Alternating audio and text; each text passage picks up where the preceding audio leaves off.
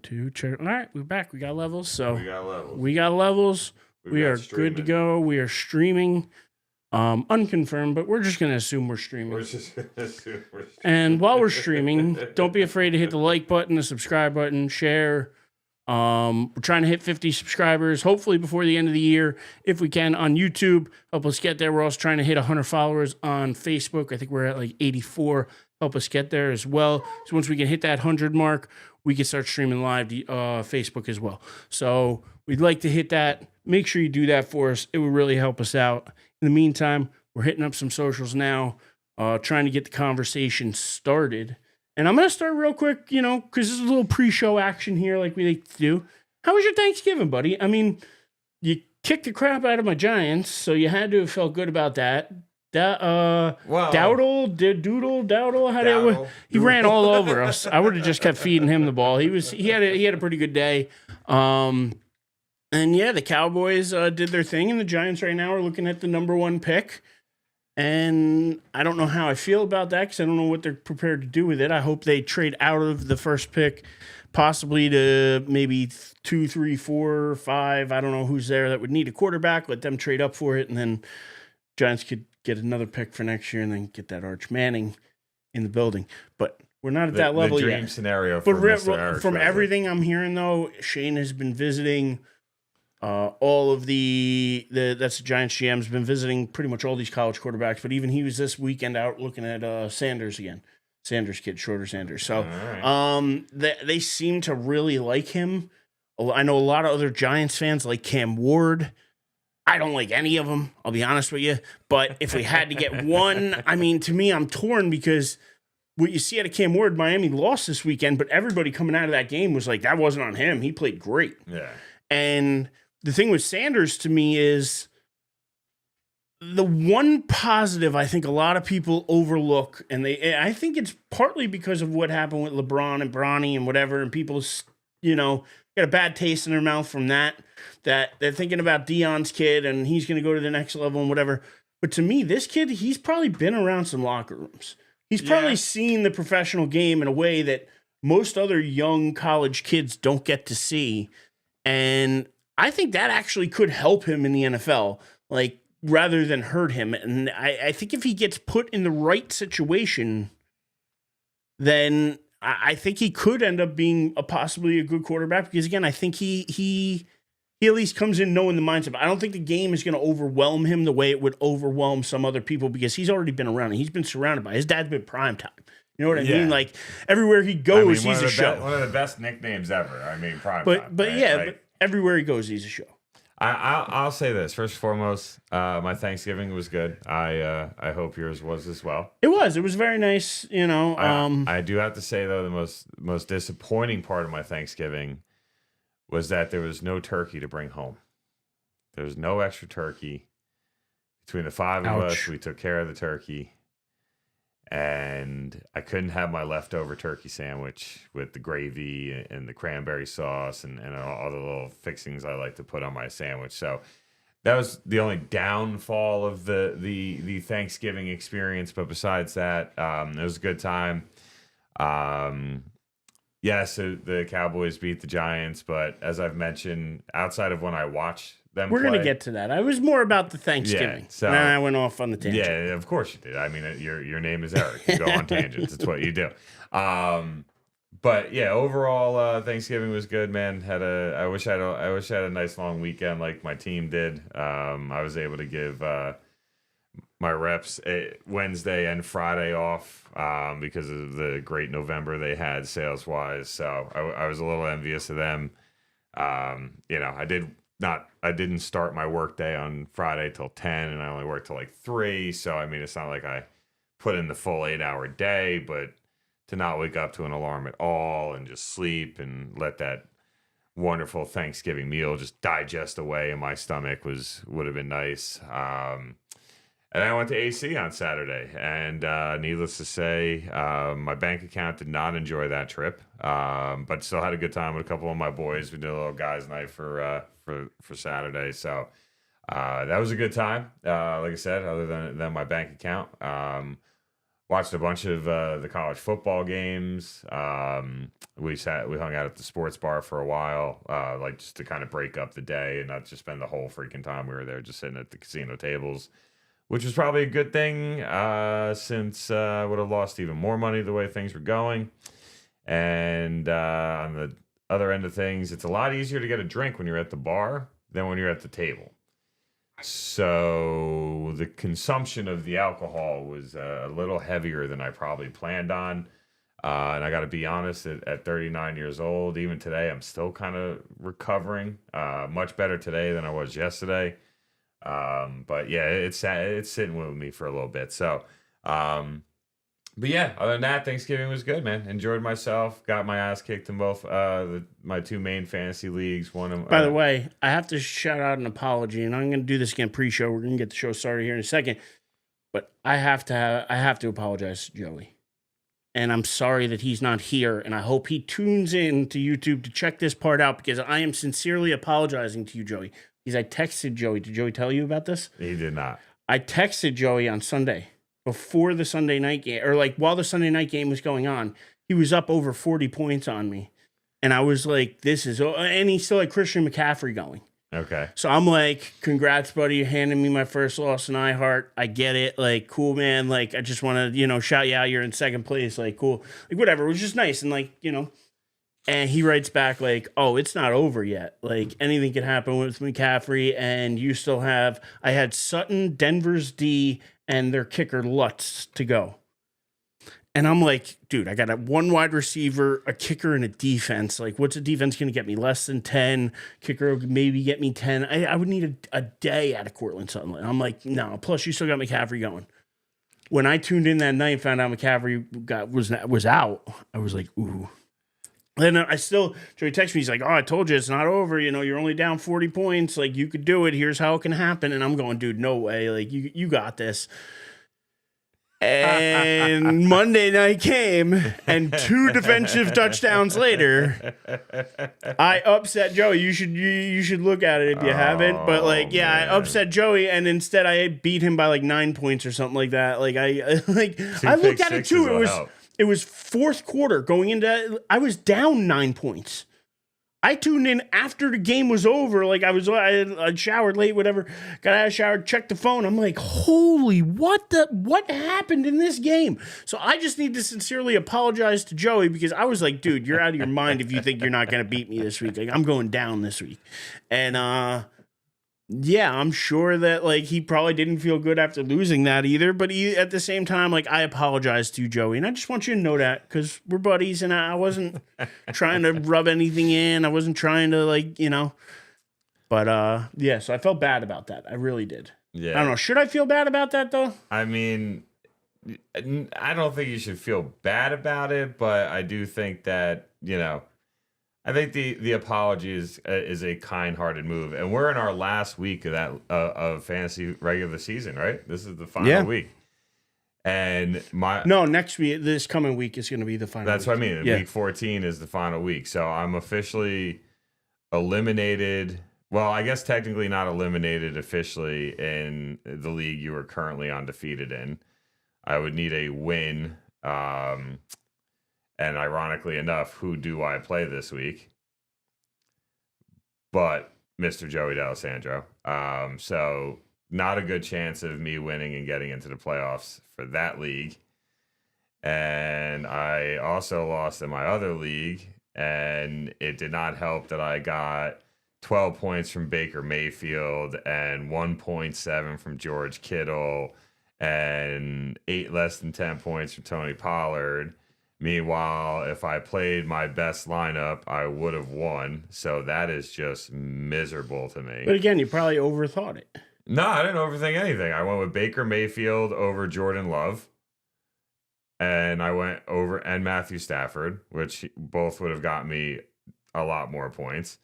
I had Robinson from the Rams on my bench. And he's been so touchdown dependent though that it's there's no, but like if I just I mean I don't know, it's rough. It's really rough. I mean I'm in 8th right now. I have only more points than the person in sixth right now, Lamb Strudel. And I'm not in a great spot right here. Sitting in the 8th spot. I'm 1 game ahead of you, but sitting in the 8th spot. I don't need who. That's the league I'm actually doing the worst in. In all 3 of my other leagues, I'm in first place or tied for first place. Yeah, and I'm playing Ayukin in this league, who's 5 and 8. Which, by the way, let's get the show started because I want to kind of talk there a little bit. Because where has he been? Signed a $30 million deal. I don't think I've heard his name since. He did go on IR. Well, I know, but I'm just saying, that's what happens to these guys. That's why it's not worth paying them $30 million a year. But I digress. But yeah, no, I think it's 7:13. Let's kick this thing off. We should probably get. We've done a little more pre-show than we normally do here, but I'm glad. Which is only for you on YouTube, so thank you for those of you that. Thank you. That this is the stuff you get on YouTube that you don't get on the actual podcast. But if you're looking for the podcast, Spotify, Apple, anywhere you get your favorite podcast, you can find us at Die on This Hill. Just look for our logo back there.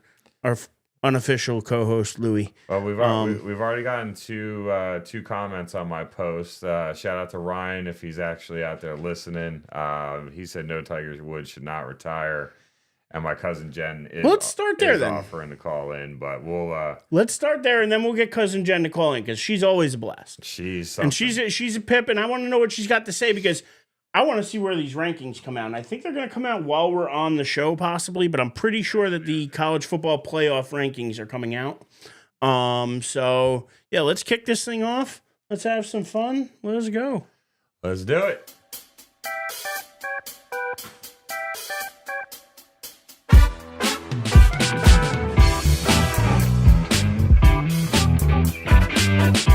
Who's getting jealous of it? How can you not? But it's good to be back. So good to be back. Back to Die on This Hill with my friend and my co-host, Mr. David Hastings. How you doing tonight? I'm well, my friend. Shout out to Joey D. We miss you. We wish you were here, brother. Shout out to your buddy Ryan who threw something on Facebook, actually, right? I believe it was. Yeah, commented on the Facebook post. So we got shout out Ryan. We're gonna start right where Ryan's I wouldn't say question, but more of his statement that he doesn't believe. And Ryan is an avid golfer. Okay. Ryan is like once a week in a league, probably plays more than once a week. Like Ryan is an avid golfer. So the man plays. I know he watches it, but like Ryan is an avid golfer. So but that's why, to me, as an avid golfer, the way he is, he should understand that Tiger's gotta retire. And I mean, I would say retire from the regular circuit. He's got to get away from just regular. He's got to get to the senior tour. I don't think he's old enough yet. No, I don't think he's old enough for the senior tour. But he needs to get to the senior tour. He's getting close, but he ain't there yet. No, but that's to me where if he wants to work out and play and get his body back to being somewhat ready to go to the senior tour, then I get it. Spend a couple years, do what you got to do. But as far as PGA golf, now granted, he may not be as good as he once was, but he's as good once as he ever was. So I would take him in a tournament to say that maybe if he played a Masters again, he could have a magical weekend. He's got that kind of talent in him. So I can't count him out and say no, that he can never win again on the PGA Tour. I'm not saying that. I think he's got the talent that if he got his body back right, he could get back on the PGA Tour, and I'm sure probably win some kind of event down the line. But to me, is it worth it to beat your body up to do that when it's clearly not for the money? It would have to be for the love of the game because he's got enough. Yeah. He makes enough. Just in endorsements and everything else each year. But take that money now and go make it on the senior tour. Or build yourself up to go there. Tell people that's where you're arcing to. And I don't know. That's just me. I don't know how you feel.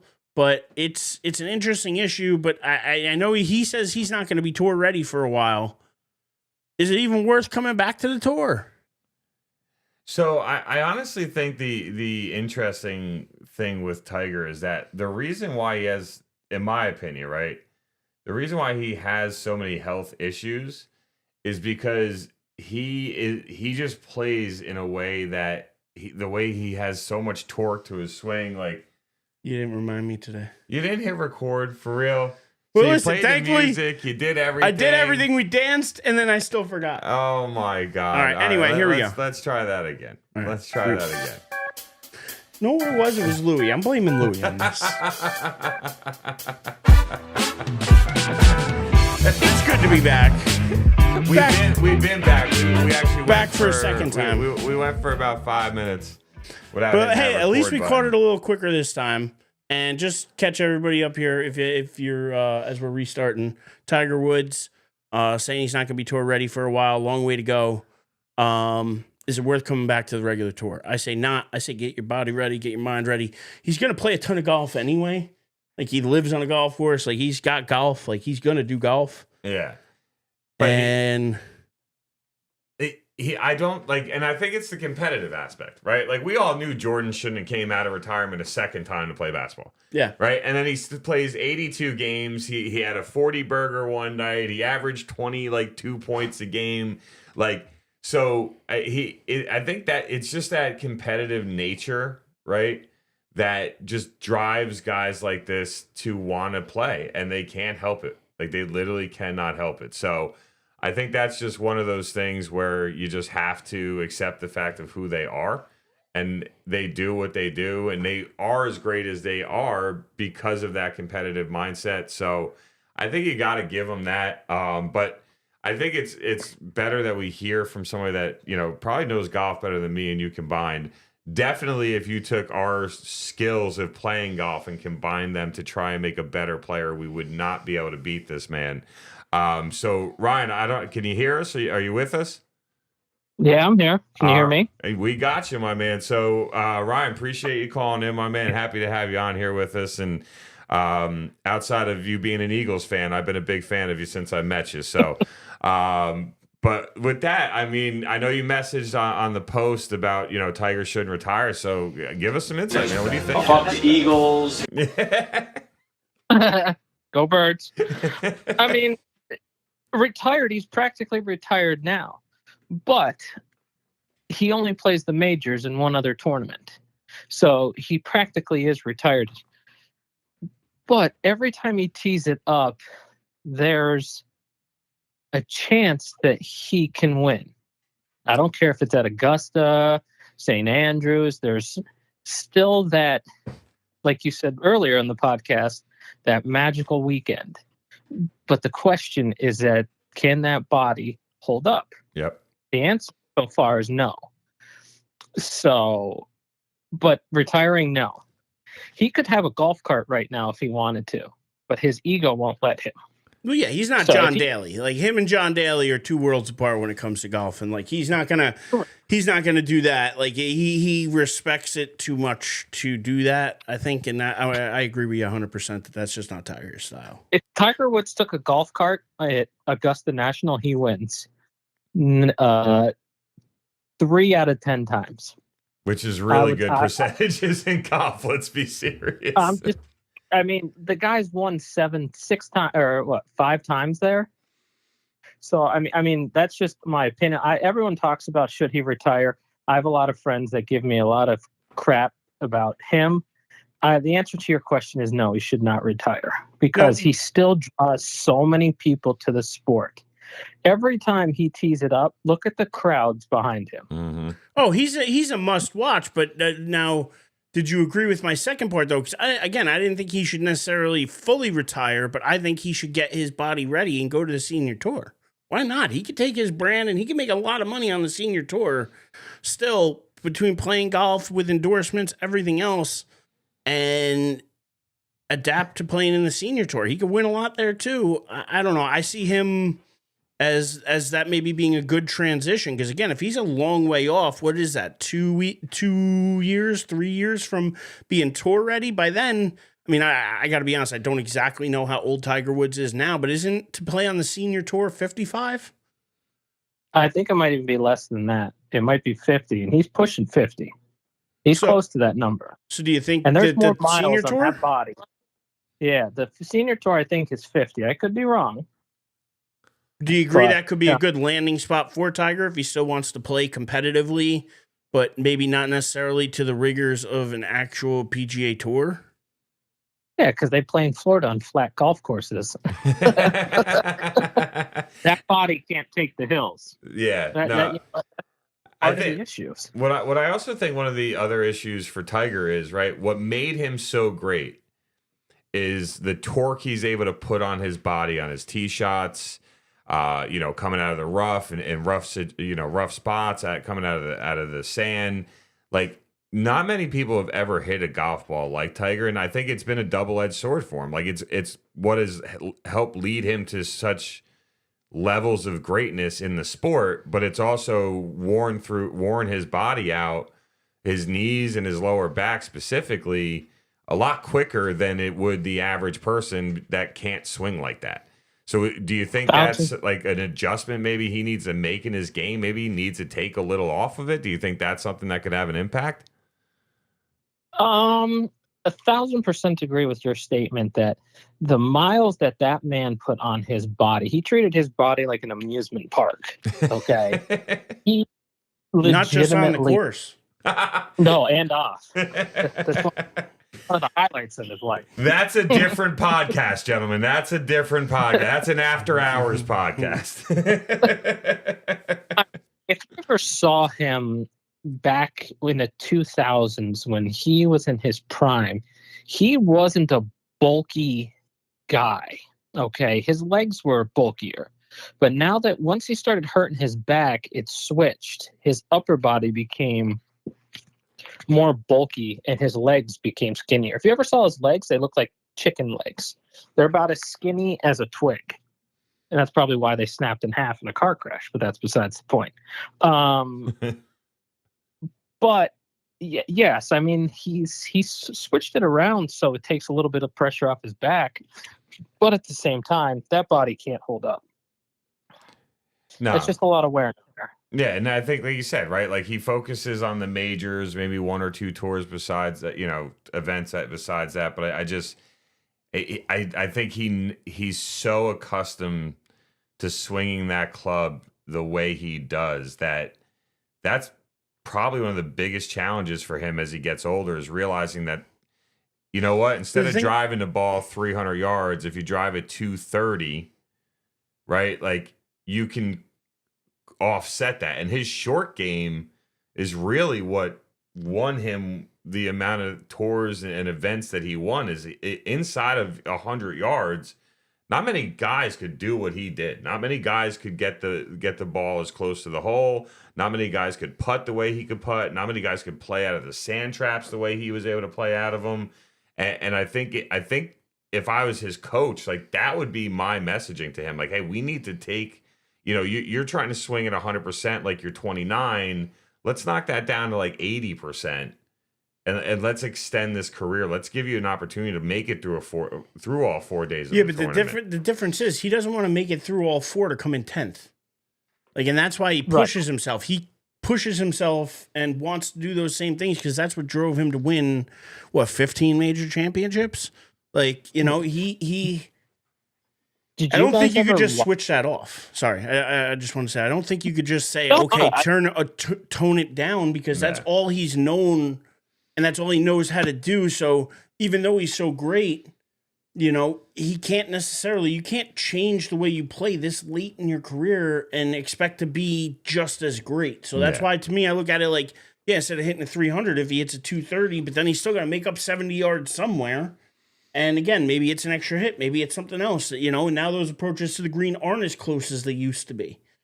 And I don't think he could do that. I think he's still got to play his game. He's just got to get his body to a point where he can do that. And again, I think that's more likely on a senior tour than it is the PGA Tour. And he can still play the majors. He can still play the one tournament or two tournaments he likes outside of the majors. But to me, he's the only reason I'm tuning into him still.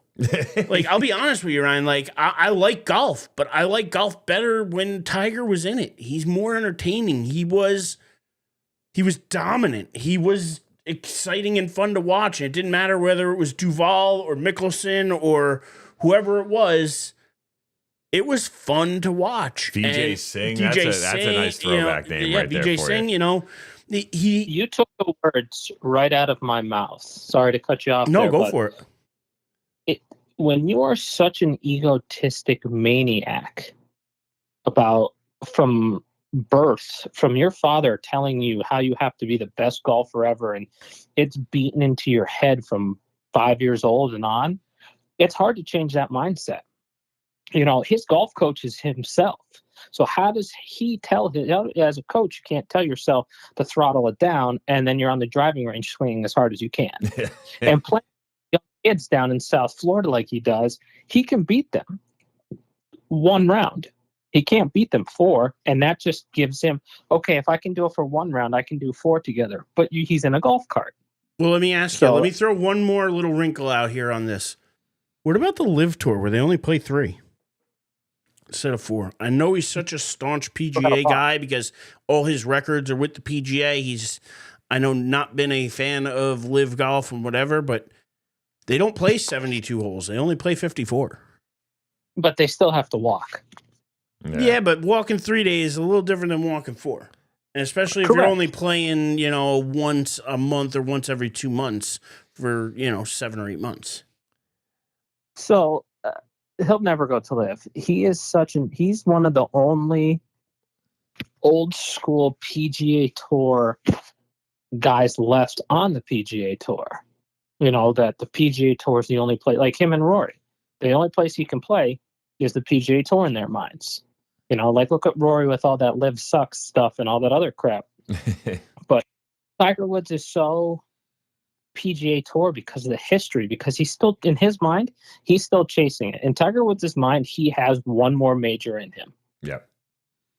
He in his mind, that's why he keeps doing this to himself. If he didn't think he could do it and he has at least 1 more in him, he wouldn't be doing this. Or he wants to pull the LeBron James and play with Charlie. That could I be don't another think that. thing. I've never heard that. That's the first time I've heard that. But I think Charlie's still a ways away from playing in the PGA. I agree.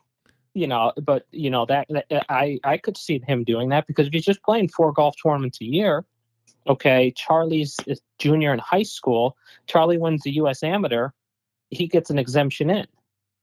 But that's a big ask, though. I mean, listen, do you really expect Charlie to be as good as his father was? Like, do you expect him to reach that level? Because I think that's such expectations to put on the kid too, that like, especially going into college, whatever, like, to get that kind of exemption, like he'd have to be number 1 in the country. And to be honest, I just haven't heard. I've heard of him playing with Charlie in the like father-son tournaments, and they're fun, and I'm sure he's really good. But is he good enough to win an exemption in? That I'm not sure of. He's not good enough yet to win the U.S. Amateur. He's winning junior tournaments in South Florida. Now, I imagine the competition in South Florida is pretty good. Yeah. Well, that's back when I used to golf more, when I lived in Florida. They get, what else are you going to do? It's beautiful out. Right. why not just get out for a bit? You're not limited like you are up here, where you got like 7 months out of the year if you're lucky. And I'm just saying this, he won a state championship. He's winning junior events. Is he as good as his father is going to be? The answer is probably no, because no one's ever going to be his father. It's just like saying the whole thing that Kobe Bryant or that LeBron James is better than Michael Jordan. Dumb statement. I agree with Charles Barkley. No, it is a dumb statement. Well, he's played way too long too, LeBron, in my opinion, where his stats now are getting a little, they're just piling on at this point, and they're still not where Jordan's are. So, he can't be the greatest. Tiger has done so much for the tour. I just can't see him retiring and leaving. Tiger is the greatest golfer I will ever have the chance to watch. I was not old enough to watch Jack Nicklaus. So I can't say how great he was. I watched Tiger's entire career. I could tell you where I was when I watched him sink that one shot to win one tournament where he came, I don't know if it was out of the bunker. And it was almost like a Nike commercial where the ball rolled in with the Nike check mark. Like, well, it became a Nike commercial. Well, yeah, but because of the actual shot, though, like that kind of stuff. Like when you saw Tiger in red on Sunday, it was something that struck fear into the people that were behind him. like, or in Agreed. front of him anywhere. Like you feared the Tiger Red. Yeah. But either way, I hope his kid turns out great. I just don't know if they'll ever have the chance to play together. LeBron playing with his kid was totally fabricated. So Yeah, it it lasted just 3 I don't games. think It lasted 3 games before they knocked. I him don't down think to Tiger's the, going to go that route. That's just my opinion, though. Yeah, I agree. I could see it though, but you never know. Yeah, I think to kind of bring this a little full circle overall, right? Like talking about Tiger and like one of the other things for Tiger, right, and why he draws so many comparisons to somebody like a Michael Jordan, right, is a couple reasons. One, the impact on the game on a global scale, right? Michael Jordan was the first global superstar in basketball. Tiger Woods became arguably the first like true global superstar in golf. Secondly, the fact that every time they step on a court or they're stepping on, up to a tee box, right? Everybody wants to see what they're going to do, and every person they're competing against also wants to see what they're going to do. They become fans without even meaning to. And then lastly, when it got to a Sunday or it got to a game 6 or a game 7 for Jordan, right? You were fearful of what that man was going to be able to do that you you can't do. That they have that special ability that is rarely ever seen, and that it struck fear into the hearts of the people they were competing against. Now, the guys they played against will never admit to the being scared, but you could see with the little mistakes and little things that they would do that you never see them do unless they were going up against the caliber of these guys. And I think that's what's made Tiger who he is. And like I said, Ryan, I don't know if you caught it before Eric decided to hit the record button. But, one of the things to me, right, like we all said, like everybody was like, Jordan shouldn't come back at 40 years old, right? And then he comes back, plays for the Wizards, has at least 1 or 2 games where he drops 40 points. He plays all 82 games. He averages 20 points coming off the bench, makes the All-Star team. Now, some people will tell you that's a nostalgia vote, not really how he played. But either way, right, like he comes back and does this. And I think, to me, that's what Tiger's thinking in his head, right? There is at least one more run in me that I can show people I can still do this. And that, to me, is why he's not going to retire. That's, to me, why he's not going to go to the senior tour, and why I think it's fair to believe that there is that chance, that right 4-day stretch where his body is just on its A game, right? And it'd probably be the last time in his life that he gets that 4-day stretch, but he'll get it. And he'll end up shocking the world, and everybody's going to talk about how he's still the arguably, if not the greatest golfer of all time. And I really think that I don't know what else you can say, I agree. I mean, let's go back to what you were saying about Sunday Red. He just built an empire, clothing company, shoes, everything like that, off of wearing. It's called Sunday Red. Yep. Off of wearing that. But you look at back in 2019 when Tiger won the Masters. Okay, you go to 12. They call it A-Man Corner for a reason.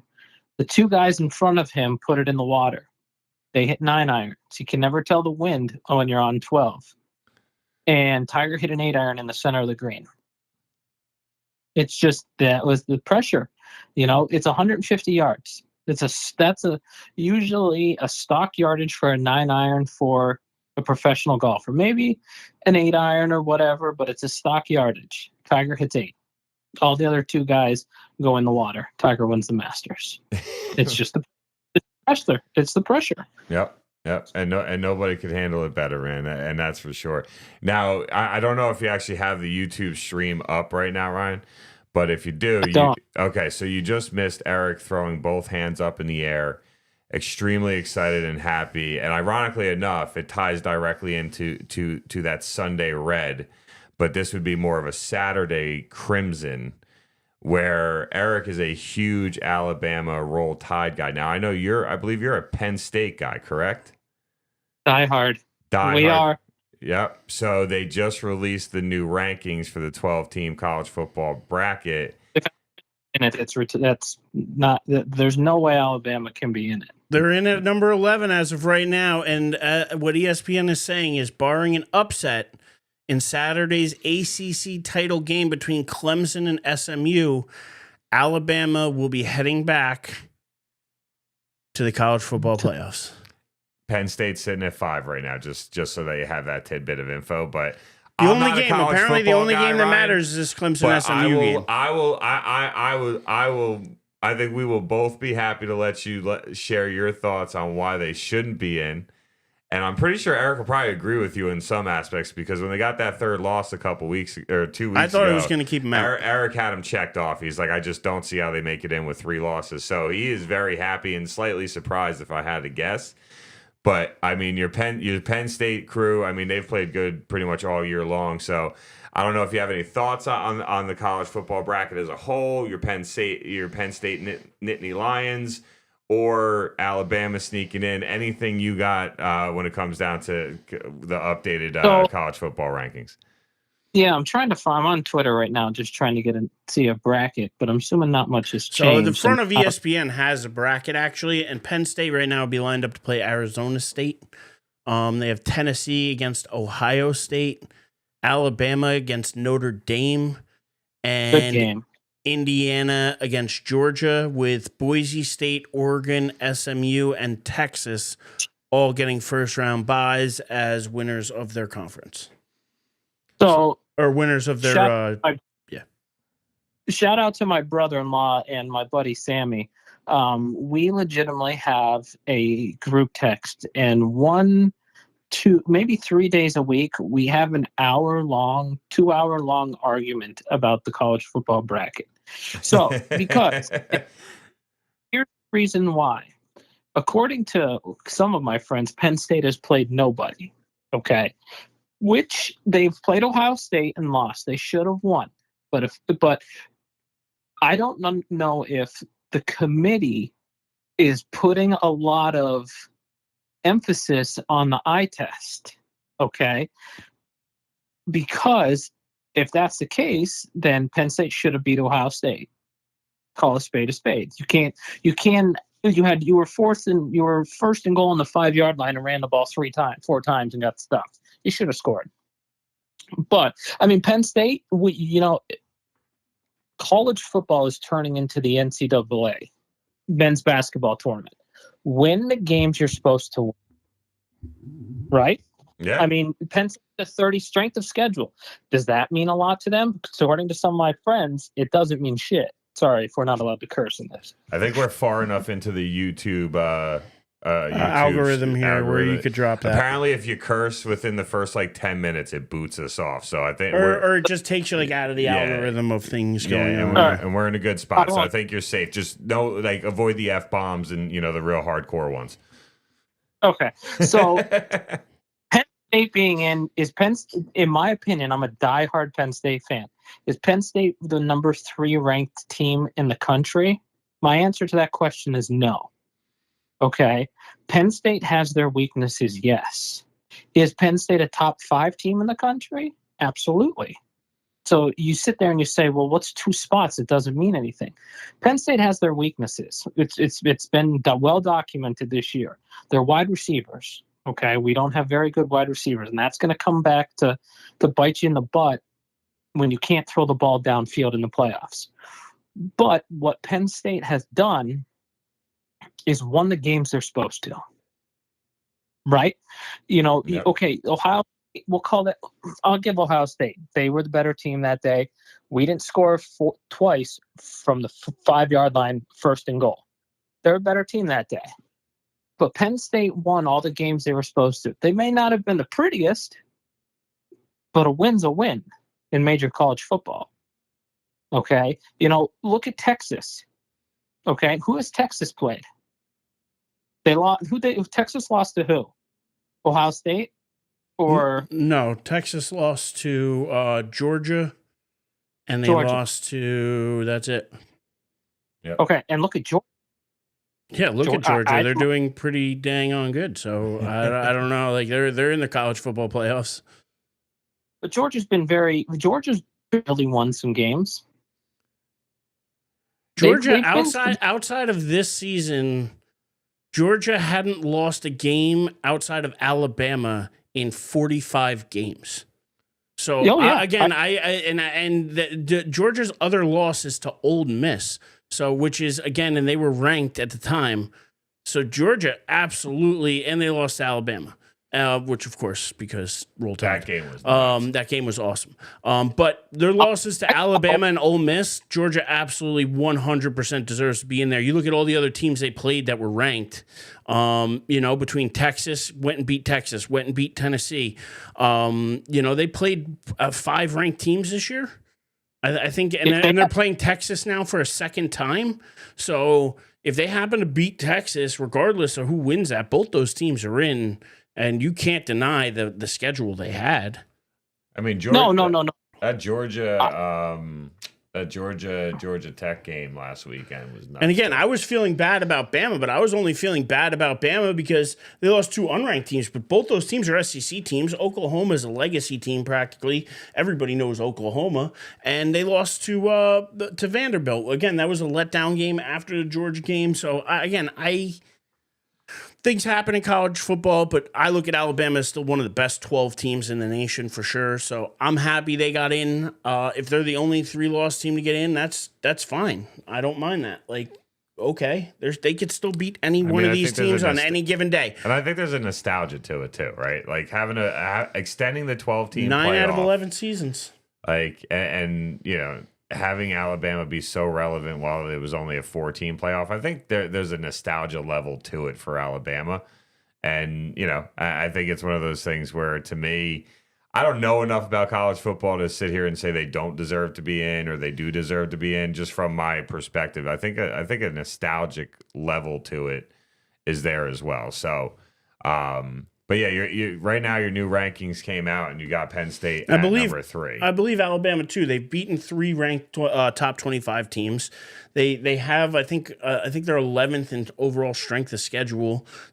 There's reasons Alabama's there, and I think they did right. So I know you may not feel the same way, Ryan, but I can't help but feel like. And again, I have no problem with where Penn State's at either. Penn State's had a great year. They could be there too. But yeah, I just look at it as this is okay with me that Alabama's in. I'm happy about it. It's okay with you. if Miami didn't lose last week, and now Miami has again 2 losses, both to unranked teams. Again, you're gonna tell me you think Miami's a better team than Alabama? I'm sorry, they're not. They're just not. No, I don't think that. I don't think Miami's better. I think that the 12 teams that they have are the 12 best teams in college football. Ole Miss, at one point, I thought was a scary team. But then as the season has progressed, they've looked like dog poop the last couple of weeks. I legitimately thought Ole Miss, when I saw one projection, Penn State was playing Ole Miss, I was like, this isn't going to go well for Penn State. That's that. I think Ole Miss is a good team. The first 2 teams out are Ole Miss and Miami, if I'm not mistaken. Right now, it's got Miami at the 12. Yeah, but they're not actually in. Arizona State took. Because they're going to win the Pac-12 probably, and that's why they'll get that automatic bid. Yeah. Okay. Well, what conference is Boise State in? Aren't they in the Pac-12 too? No, Boise State I think is the Big 12 now. Oh, that's right.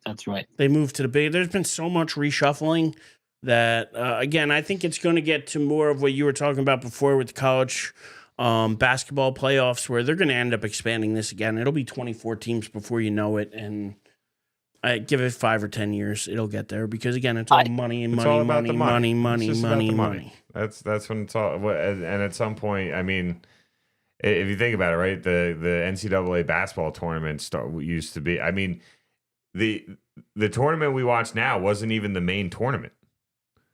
Like back when my dad was growing up, and when my dad was a younger man, like it wasn't the NCAA tournament. That was your secondary tournament. It was the NIT, and right? the NIT was your main tournament. And then the money started flowing from the NCAA. They took it over and never looked back. Now the NIT is almost like there's schools that refuse. Like UNC a couple years ago refused to go play in the NIT. They just said, we're not going to play in a tournament this year. We weren't good enough to make the NCAA tournament, so we're just not going to play in a tournament. Like, it's almost disrespectful for a big school to go to the NIT. So I wouldn't be surprised if maybe they find a sweet spot with the college football playoff that they like, and then maybe they create a secondary tournament for, other schools and get away from it, something for the non-Power 5 conferences. I don't know. But it's all about the money. That's all it boils down to when it's all said and done. Let me ask you guys this question. Indiana, okay, 110th ranked strength of schedule. Okay. Because they're Indiana and they're not usually very good. Yes. Correct. They play one good team. People have been saying this about Penn State as well. You lose to Ohio State. Does Indiana, at 105 ranked strength of schedule, deserve to be in the college football playoff? If they were 10-1, no, then they wouldn't. If they were a 2-loss team, they wouldn't deserve to be in there. It's only because they're 11-1 and they play in a Power 4, division conference that. And their only loss was at Ohio State. Yeah, so I mean, when they were when you talked about before, again bringing things full circle here, I believe it was you, Ryan, who said before that you got to beat the people in front of you. You got to beat who you're supposed to beat, and Correct. They beat everybody they were supposed to beat. They weren't supposed to beat Ohio State. They're never gonna. No. They're not gonna beat Ohio State. This is more of just like, hey, it's like a consolation prize. You're in the playoffs, but like they're gonna get whooped by Georgia.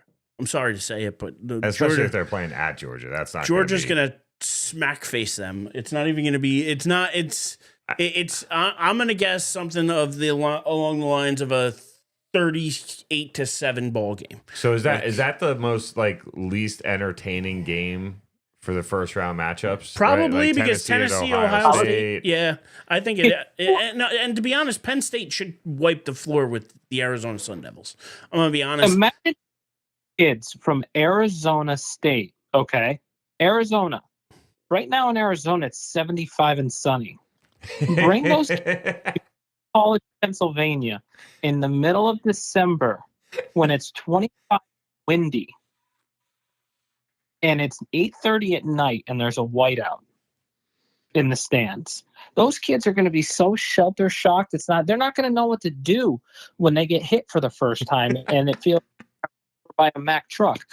But you can say the same thing about Ohio State, right? Because Ohio State's going to host a playoff game. Those kids from Tennessee, okay, it gets in the 40s, 30s, and 20s in there. But you come up a little bit more north. Get that, look at where that lake affects snow. Yeah, I mean, look at Notre Dame, even South Bend. It's going to be cold. So it's going to be it's awesome to see, and I think what college football has done to have a night game in December in Happy Valley, a night game in South Bend, Alabama versus Notre Dame. Like I think they've done it right. I think the teams that are in it's going to make good college football. I really think they've done a good job with it. I would love to see the blue turf it. That's all. Boise State's is awesome, but I think they've done a good job.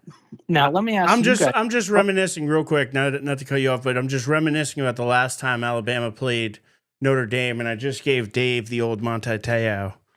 At first, I thought his shoulder twitched the hell out. I looked at him like, what are you doing? So what were we going to ask? Yeah, go for it. Sorry, I just had to throw that. I said, is his girlfriend sitting there with you guys? Yeah, she's chilling. She's chilling right now. Don't tell Amanda and don't tell Eric's wife. I believe the wife just got home too. Shout out to Janice. But so here's the thing. So let's talk about Ohio State, Michigan, if you guys don't mind for a second. Yeah. Okay, this past Ryan Day. He's the same boat as James Franklin. Do James Franklin and Ryan Day deserve to be fired? Yes or no? For being one in the century versus Ohio Michigan. See, I think that's an unfair question because I think for Ryan Day, you have to say yes. Like he's not that good. I'm sorry. He's okay. He'll get you to the playoffs. Like he could coach the team, but like to me, he's not a national championship winning coach. Okay, who I think Okay. Franklin though. I like Franklin, so I have a difference of opinion. I know they haven't beaten who would you say, Ohio State or Michigan very much, but at the same time, you know, it's a tough to be out. To be honest, outside of the SEC, the Big Ten's the toughest toughest conference out there, in my opinion. And when in college football did winning 10 to 11, 12 games in a season be grounds for being fired? I hate Ohio State with a passion. I'm sticking up for Ryan Day. 0-5 against Michigan in their last 5, right? Though. Yes. That's why. When you lose that much, to be honest, it would happen at Bama. If Kalen DeBoer came in and he was only had 1 loss this year, but that loss was to Auburn, and then he continued to lose to Auburn for the next 5 years, I'm sorry. Like, he's getting fired. And it's because he can't beat Auburn. If you can't beat Auburn, then you're not going to be coaching Alabama very long.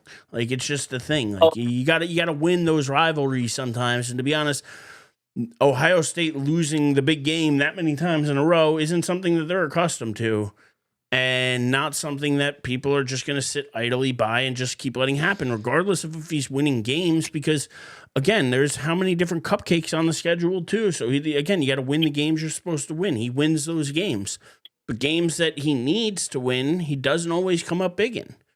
And I think that's the difference. So to me, I just have a different opinion on Franklin. I like Franklin. If they wanted to get rid of him, I would hope that, you know, I think he would get picked up in a heartbeat. I don't know if Day gets picked up as fast.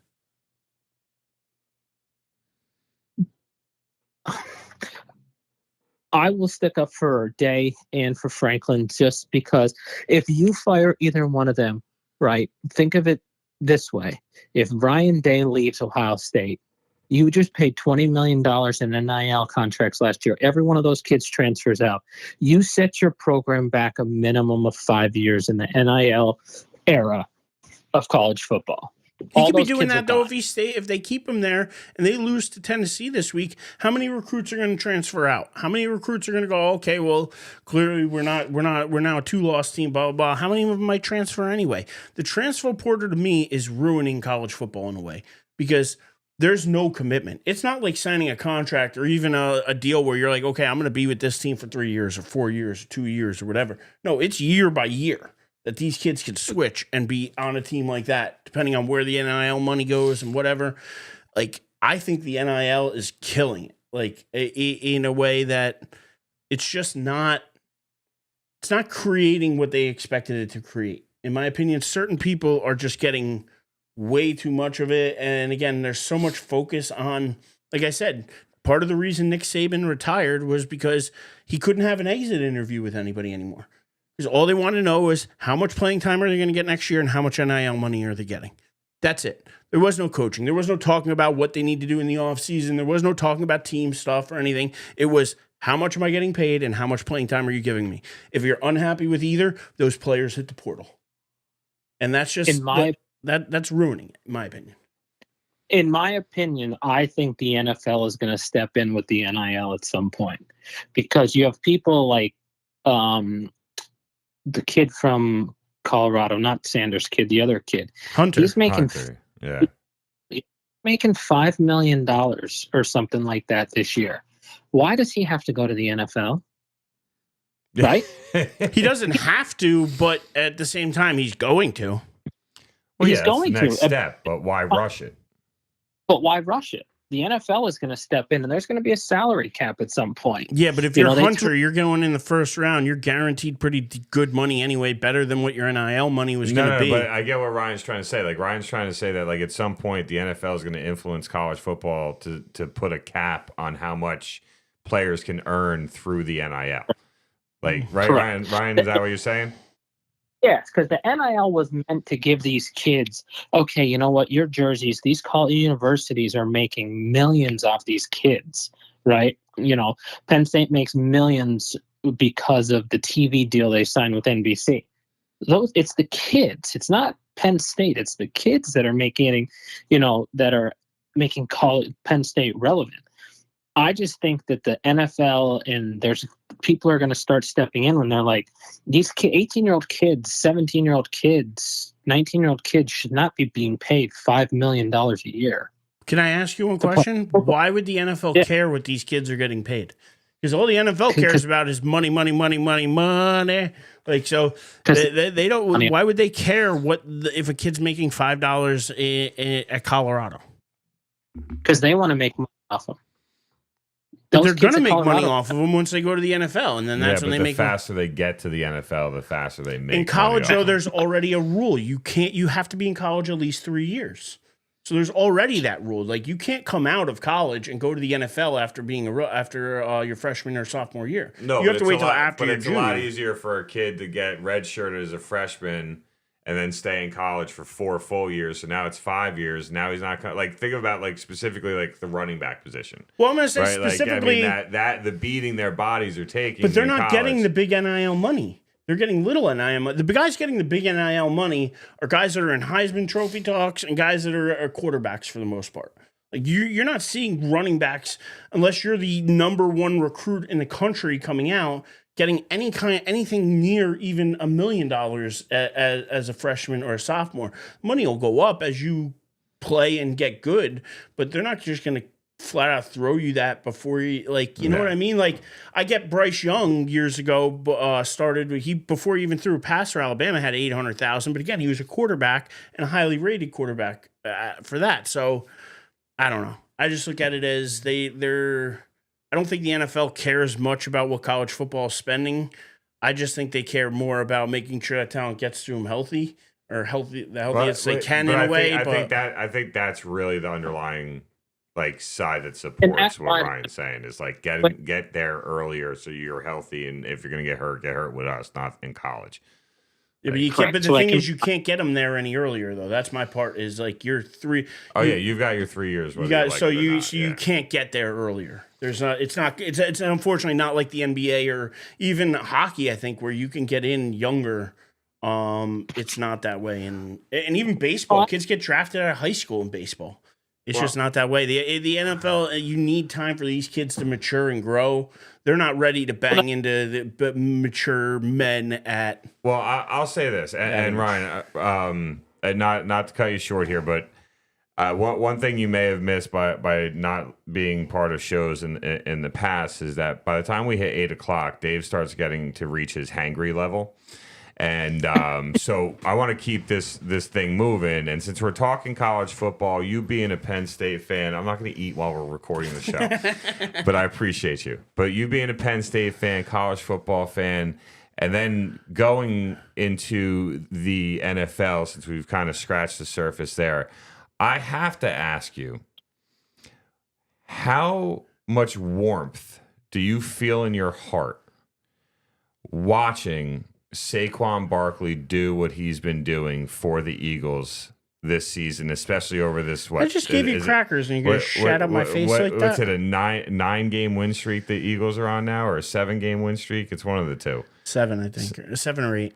So, like, how much warmth does it bring to your heart? What do you think it's doing for the team? And I've never hidden this feeling, and you know, if you disagree, I wouldn't be surprised, but I really genuinely don't think Jalen Hurts is that good of a quarterback, and Saquon Barkley is the MVP of this team. So just your 2 cents, how much that win against Baltimore meant, because the wins before that really, to me, were cakewalks, and they should have won every single one of those games.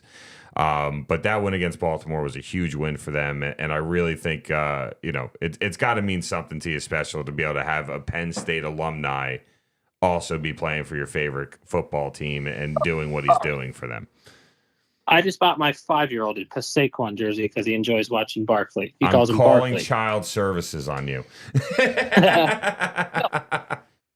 I think it's what the Eagles needed. Okay. They have such a good offensive line. Yep. I mean, you got Otta, who's a monster, 6 whatever, 300 pounds. You have one of the greatest left tackles or right tackles in, Lane Johnson. And then, Cam Jordan has taken over, was tutored under Kelsey for the last 3 years. I think it's as much as it's Barkley, you got to look at that offensive line and say, hey, you know what?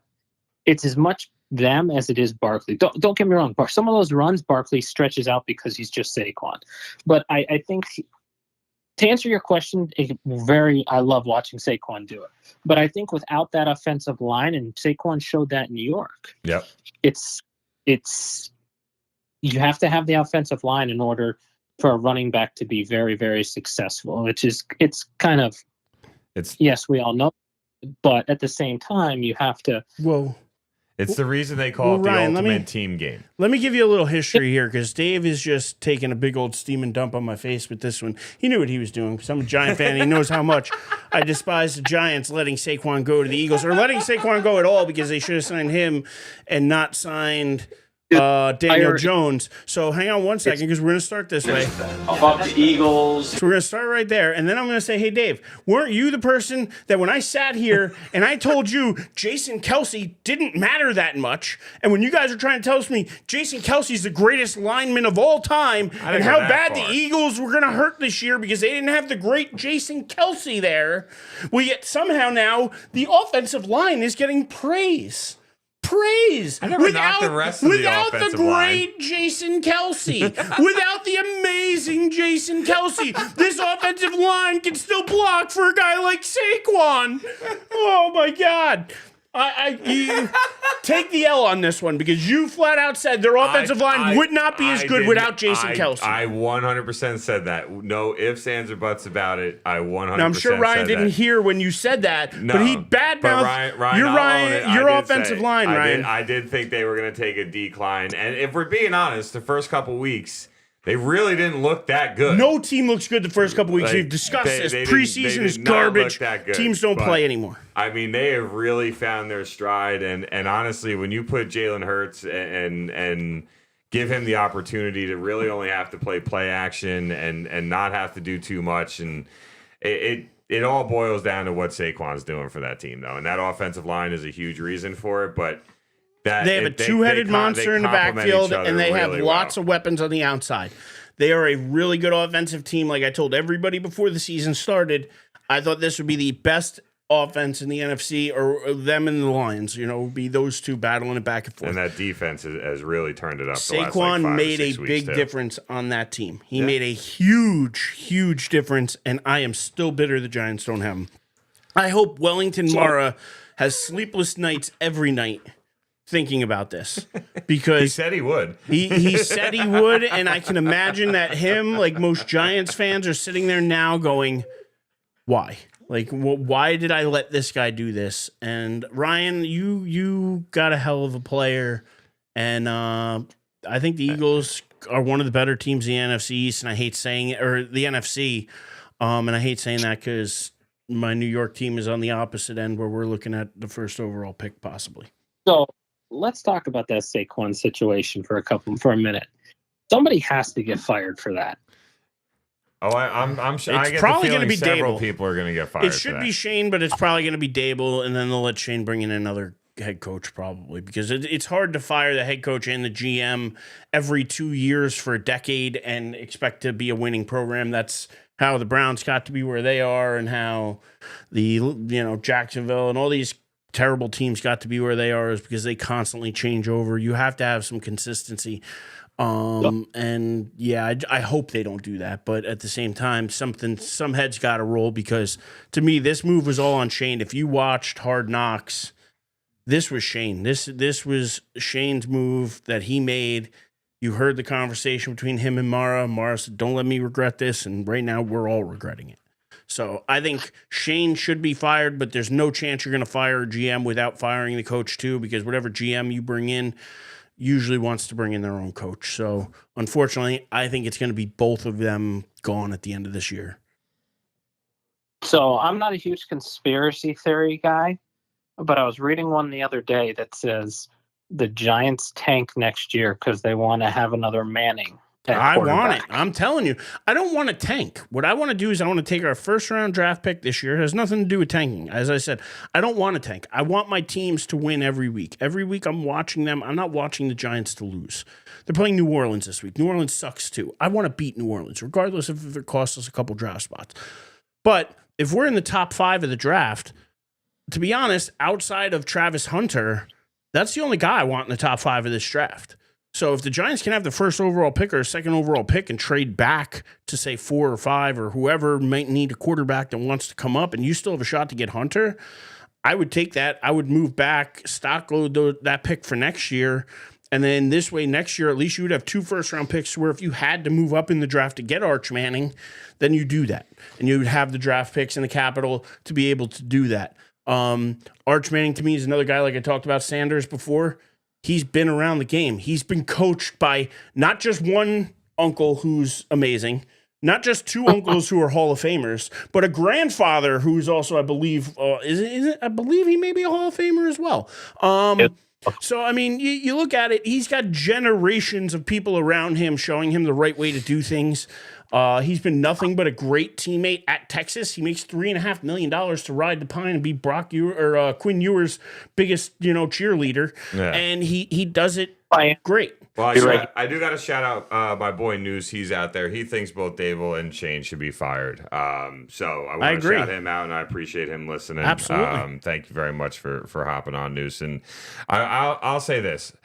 I think the biggest issue the Giants have had is a lack of consistency at the GM and head coaching spot, right? Ever since Coughlin left.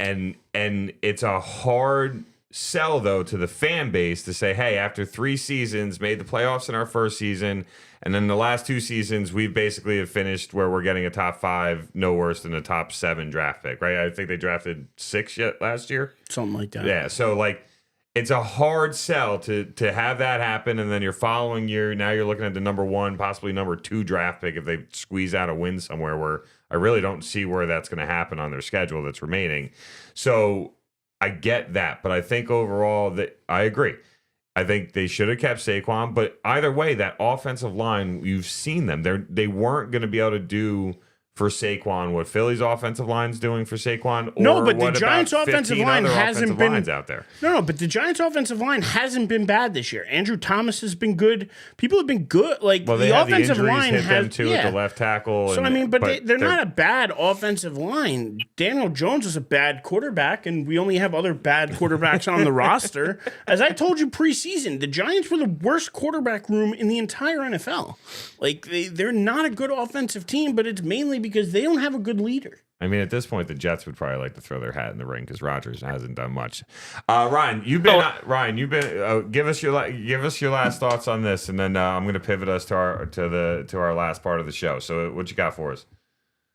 I was going to say, so if the Giants had old crab claws, Jameis Winston, would he throw for 500 yards with the weapons that the New York Giants have? Yes, because Malik Neighbors is the real deal. I don't think they've utilized Theo Johnson very well at all. I don't think Wan'Dale Robinson, and he's a decent slot wide receiver. He's decent, but he's more of a gimmicky guy. But they have enough weapons on offense to make it work. Tracy has been great as a rookie. So yeah, I think that with Jameis Winston, this team probably could have won 3 games, maybe more. Again, I still don't think it turns them into a playoff team. But no, I think they could have been a better team with somebody like a Jameis Winston or a Gardner Minshew or any one of those type of guys, the Fitzmagic type of guy that you could bring in, get some wins off of. But he's not a long-term guy. All right, so now I got to put this out there. I'm telling you. Go ahead, Brian, my bad. No, I'm just saying I'm a huge crab claw guy. Love Jameis. I've loved him since he was in Florida State. Huge crab claw guy. It was just me and my friends argue about that, so I want to get your guys. His interviews are untouchable. Oh yeah, they're great. He's Hall of Fame for interviews. Not even that, just on the field too. But I gotta put this out there, and look, I'm telling you, I know we could probably go 20 minutes on this just alone. But Noose John actually joined into our chat, and he read about this morning. He doesn't think he's not really a fan of it, but he read something where there is a chance of Belichick, Devontae Adams, and Rodgers all ending up with the G-Men next year. I thought I sent that to you like a week ago. Did you? I could have, but either way, I've seen that, and hell no. If you're giving me one of them, give me Belichick. But I'm not touching Rodgers. I'm sorry, he's got nothing left in the tank. He could say he does. He could blame everybody else, but it's him. He doesn't have life in those legs left. And Devontae Adams, I'd take him too, but again, at what cost? So it would depend. But no, I couldn't take all three. No, Rodgers should just retire, in my opinion. I need to go back into that hole that he was in for months. Complete darkness and stay there for a little while. Take whatever that drug was, and he can just stay there for as long as the rest of his life lasts. So, Ryan, so the last thing that we do to end our shows, right, we make some picks for the upcoming football week. But what we do is instead of like just saying, straight up, I'm going to take Philly to beat Carolina, right? Instead, we do it based off of the gambling. And I don't think you're a big sports gambler, but I do believe that you dabble with it every now and then. Am I right on that? Problem. That's okay. Okay. Yes. All right. I was, you're on a recording. I was trying to protect you here, but you do you. He knows.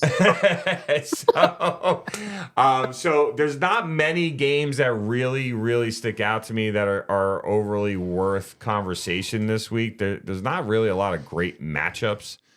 But for once in a blue moon, we actually have a really good Thursday night game with Green Bay going to Detroit. You've got the 11-1 Detroit Lions against the 9-3 Green Bay Packers. Last time, I believe, they played each other, Detroit won pretty comfortably. If I'm correct, I could be wrong on that, but I believe they won pretty comfortably in Green Bay.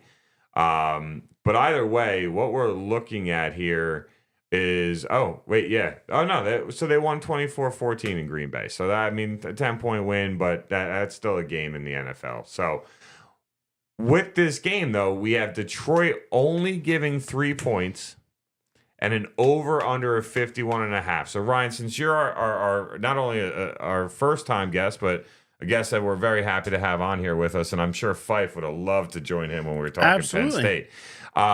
So we got a buddy named Erich Pfeiffer. We call him Fife, and he's a diehard Penn State fan too. So he definitely would have loved to have been part of you, and he always joins or listens in to us. So I'm sure he's going to text me and Eric at some point and be like, I really like that Ryan guy. He should be on the show more often. But so Detroit given 3, over under 51.5. What are you taking, Ryan? So my heart tells me over 51.5. Lions defense is hurt. They've had a lot of injuries over the last couple of weeks. They've lost Hutchinson. They just lost that linebacker. Packers are coming on. I would say over 51.5. I think we're actually going to see some points on a Thursday night. Hey, last time we had a good division rivalry on a Thursday night was that Baltimore-Cincinnati game, and they put up a combined, 71 points. So, I wouldn't be surprised. Although I will say, both teams like to run the ball. So the Lions like to run it, the Packers like to run it. So that may cut down the amount of possessions. It's the only thing I'm going to throw out there, and because you could see a Thursday night game end before 11:30. Maybe, but if you do, it's going to be an under. And that's the only thing that if this was like 48, 49, I might think about the over, but I think it's just a little too high for a division game.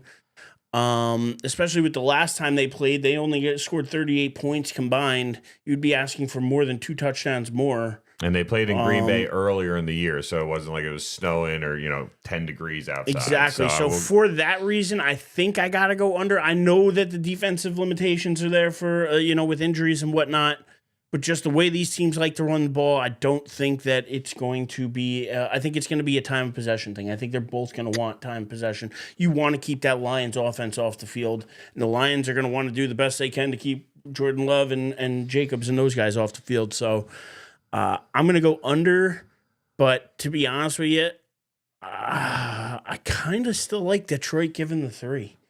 I still think Detroit is the better overall team. Not that Green Bay is not good. They are, and they're going to be a tough out in the playoffs. I just think the Lions are pushing for something special. I think they want that They want that 1 seed, and the Eagles are nipping at their heels. Exactly. The Eagles are not far the, back. The 1 seed matters. Like, yeah. to be honest, like that's the one thing that keeps some of these teams fighting longer. Now is being that the 1 seed gets a bye. That's big. Having that week off. And like you said, Eagles nipping on their heels. They're not going to want to lose. So give me Detroit minus the 3, but give me the under of the 51.5. So Ryan, you took the over, but are you taking Detroit given the 3, or are you going to take Green Bay getting the 3? I'll lay the 3.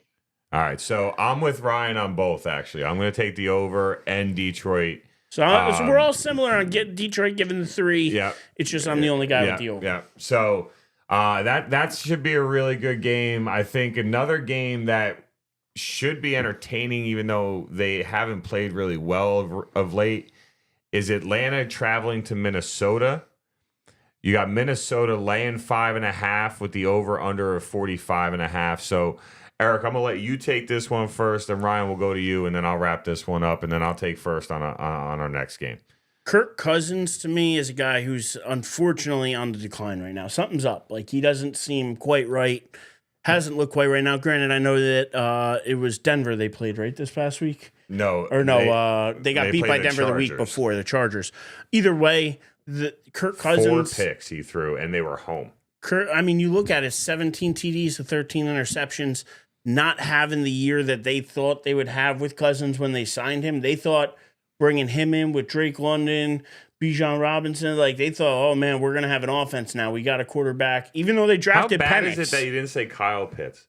How bad? What a waste of a got me 0 kid's fantasy career. points What this a week. waste By of the way, kid's early part in of the his game career. where we started the show with me talking about me saying sorry to Joey, that was one of my things to Joey. Joey, Kyle Pitts scored me 0 points. How can I win this week? I have a guy who scored 0 points. It made it so much worse. I'm sorry, Joey. What were you saying, Ryan? All you have to the guy had 2 targets. He's 6'9". All you have to do is throw the ball in the air. Yeah, and I'm pretty sure he's got like a 36, 38-inch vertical, too. Like, just throw him a jump ball. Like, he loved throwing to Jefferson, so I don't know why he wouldn't like throwing. Yeah. Again, it's just a weird thing going on there. I'm not sure what's happening with Atlanta, but the Vikings are only a game behind Minnesota, or a game behind the Detroit Lions. They're still fighting ahead of Green Bay. That NFC North. So that NFC North is crazy, and to be honest, you'd rather probably be the Vikings, because if you're the Vikings, you're going to get like Seattle in the first round. Like, you're going to get a team that's not that, like, you're not going to get, So to me, they have more to fight for. They're at home. They're 5-1 at home. Give me Minnesota laying the 5.5, but I think both these teams can score, so I'm going to take the over of 45.5. Ryan, what do you think? So, I think both teams have fraud for quarterbacks. So, I don't think Sam Darnold's the real deal. He's just lucky because he has really good wide receivers and a good tight end and a good offensive coordinator / head coach. Yes, that 5.5 scares me. The over under. I mean, 45.5. Yeah. Well, sorry, I'm looking at Yahoo. It might be less than. It might be I forget what it is. Oh yeah, we're on ESPN. Yeah, so we're using ESPN. So yeah, ESPN's got Minnesota given 5.5 and over under 44 or 45.5. All right, so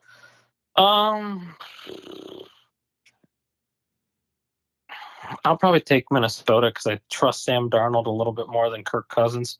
But knowing my luck, I'm going to do that, and Kirk Cousins is going to have his rebound game of the year. Well, listen, it is 1 o'clock Kirk Cousins, not prime time.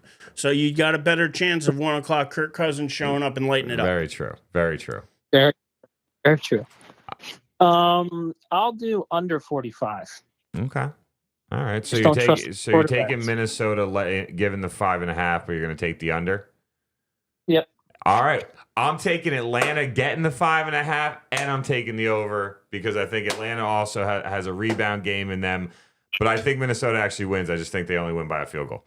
So that explains that. There was one more game if you want to go up real quick, just because of the division race, that Seattle-Arizona game. I thought that's where you were going. That outside of that, when it comes down to the afternoon games, I really don't see anything else that really grabs my attention. So that Seattle-Arizona game, Seattle at Arizona. Arizona coming off of a rough loss, just offensively really struggled across the board. Seattle coming off of a comeback win on the road in MetLife Stadium against the floundering Jets.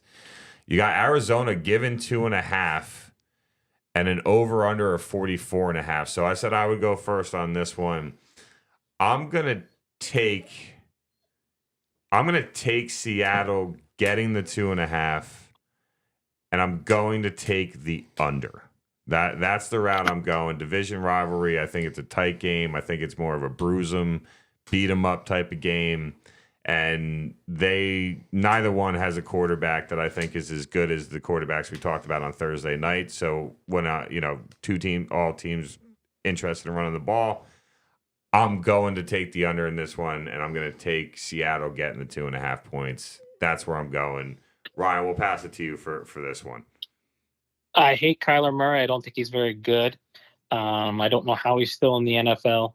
I would take Arizona, or I'm going to take Seattle getting 2.5, and I'll take the under. All right, Ryan sides with me. Eric, you gonna be the Lone Ranger? I think this division is screwy this year. I think it's a screwy division. This could be one of those years where the winner of this division is like 9-8 or 8-9 even. Like it's not going to be trending in that direction. It really is, especially when you look at the 49ers now with McCaffrey out again. They don't look like they're going to rebound at this point. Even though I was thinking last week, I was saying they're about to take off. I think they sputtered out. But going back to this game, Cardinals, Seahawks, at home, I like the Cardinals a little better. And I actually think both teams are going to score, weirdly enough. Like, I think this is going to be a weird, awkward game. Give me Arizona minus 2.5 to this way. I think that evens them up at 7-6. They'll be 7-6. Who's the other team in that division? The Rams. Yeah, is it the Rams? Yeah, and the Rams are 6-6, playing the Bills this week, so they're probably going to go to 6-7. Let's be honest. Give me Arizona minus 2.5. Give me the over of 44.5. Gonna take the over. And if this was 1985, this would be the matchup of the week. By the way, not this game, but this next game. I don't know. You see that 425 game? Yeah. That would be a 1985 all-time classic to have the Bears at the 49ers. Oh, yeah. I mean, that would be the game of the week. Montana, Rice, you'd have Walter Payton, Payton. Yeah, Payton played. Yeah. Payton was on the 85 Bears. Still to this day, people say he's pissed off that they gave it to Refrigerator Perry for the 1-yard touchdown run when they won the Super Bowl. So, yeah. Not that I want to pick this game. I just saw it and I'm like, man, is that 1985 or what? Yeah, that's it. You know it's an off season for the Niners when Juwan Jennings is their leading wide receiver. So, I mean, that just lets you know the type of year San Fran's had with injuries. Found out, and thoughts and prayers go out to him, found out the reason Trent Williams missed the last 2 games. Yeah, this is brutal. Thoughts and prayers to him. His wife gave birth to their baby, and it was born stillborn. So it was actually personal reasons. So thoughts and prayers to him. That's just rough, man. But his son Trenton. Yeah, that sucks. And if anything, if he's playing this week, I think San Fran comes out with a vengeance, and I just don't think Caleb Williams is the real deal. So, that's my thoughts when it comes down to this game in general. I'm going to be interested to see how Caleb Williams does with the coach being fired. He's got too much talent. He's going to do like every other quarterback does who gets fired like this, though. It's terrible for the quarterback. It can't help them to have multiple head coaches, multiple offensive coordinators in their very first season in the league. And this is things that have shot other quarterbacks in the foot, too. Like, you can't do this constantly. The Jets got in trouble with this with Sam Darnold. Now, Sam Darnold went somewhere else and is now having success. Baker Mayfield went somewhere else having success. But I just don't think Caleb Williams is ever going to find success with the Bears. They've never, ever been able to develop a quarterback, and you're sure as hell not going to develop one if he has to have multiple coaches and multiple offensive coordinators. And I guarantee you this isn't the next time in the next 4 years the Bears are going to go through this again.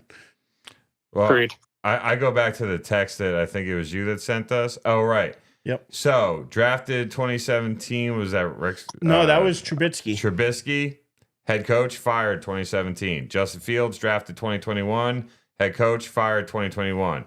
Then they draft Caleb Williams in 2024, fire head coach in 2024. So, Eric and me are not big Caleb Williams fans. We really don't think he has the all pro Hall of Fame caliber skills that you want to see out of the quarterback you take number one overall and trade what you traded to get that quarterback. But with that said, it's more of a Bears problem to me than anything else, and it's another kid whose career they have the potential of ruining. And yeah, it just you just feel bad when guys go to places that just don't know what the hell they're doing. And to transition us from feeling bad about one thing to Dave feeling bad about another, I'm just going to bring up one more game this week because you're not going to dump on me and my Giants and not let me dump a little bit on your Cowboys. So I want to know what chance. Before we get to that Cowboys game, I'm going to go out on a limb. Good Sunday night game, right? Chargers, hot. Chiefs, meh.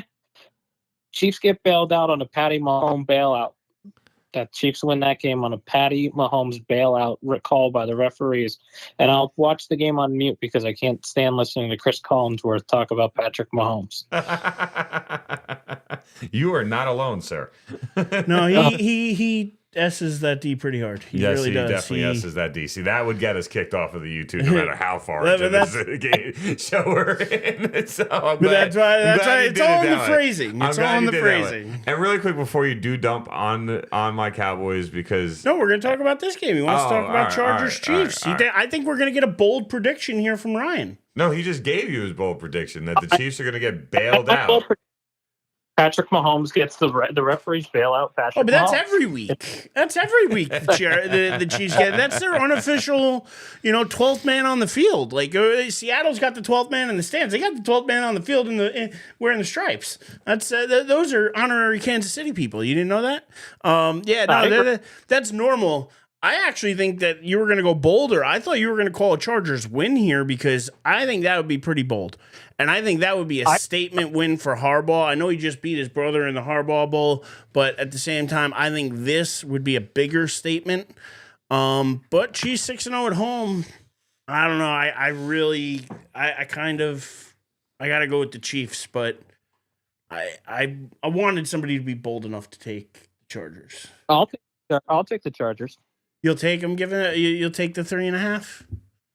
I'll take them on the money line. That's how confident I am. Well, listen, I'm going Chiefs. I'll go Chiefs even given the 3.5, but I'm going over of the 42.5. I don't know what you guys see. I would take the Chiefs to win, but I would take the Chargers based off of spread. I think it's a field goal game. That's what I would say. I think the Chargers are on the up and up. I think Herbert is one of the most underrated quarterbacks in the NFL. I think he's good. He doesn't have the weapons around him because what's his face, Quentin Johnson or whatever, couldn't catch COVID the other day. But I think the Chargers are hitting their a little bit of a stride right now.